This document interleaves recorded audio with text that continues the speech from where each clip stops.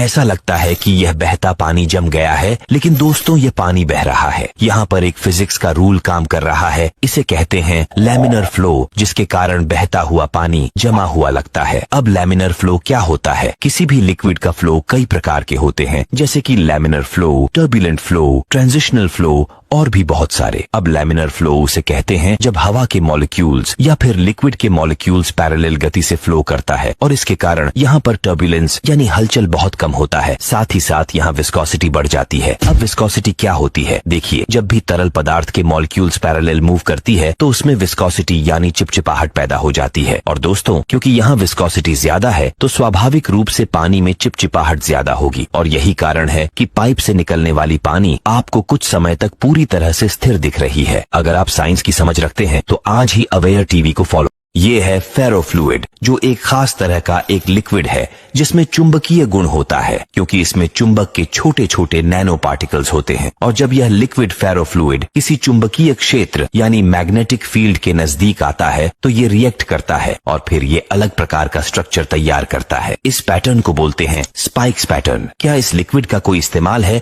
या फिर ये केवल दिखाने के लिए है? देखिए, फेरोफ्लूइड का आविष्कार 1960 में किया गया था और इसे बनाने का मेन मकसद था रॉकेट फ्यूल के फ्लो को मेंटेन करना, क्योंकि स्पेस में ग्रेविटी वीक होती है, जिसके कारण फ्यूल को डायरेक्ट इंजन तक भेजना डिफिकल्ट होता है। फेरोफ्लूइड में मैग्नेटिक गुण होता है जो फ्यूल के फ्लो को सही करता है और प्रोपल्शन सिस्टम के परफॉर्मेंस को बढ़ाता है। इसके अलावा भी मेडिकल इमेजिंग यानी बॉडी के टिश्यू और स्ट्रक्चर के विजिबिलिटी को बढ़ाता है। दूसरी तरफ लाउड स्पीकर के परफॉर्मेंस को बढ़ाने के लिए सील्स और बेरिंग्स को बनाने में इसका इस्तेमाल किया जाता है। अगर आप साइंस में इंटरेस्ट रखते हैं तो आज ही aware. Australian sky diver Felix Baumgartner, ये वो पहला इंसान है जिसने 14 अक्टूबर 2012 को स्पेस में जाकर वहां से जंप लगा दी थी।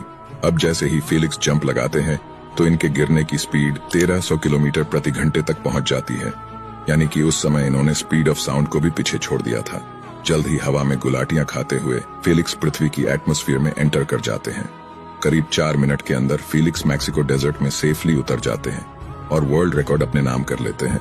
ऐसे ही इंटरेस्टिंग साइंस फैक्ट्स के लिए फॉलो करना ना भूलें।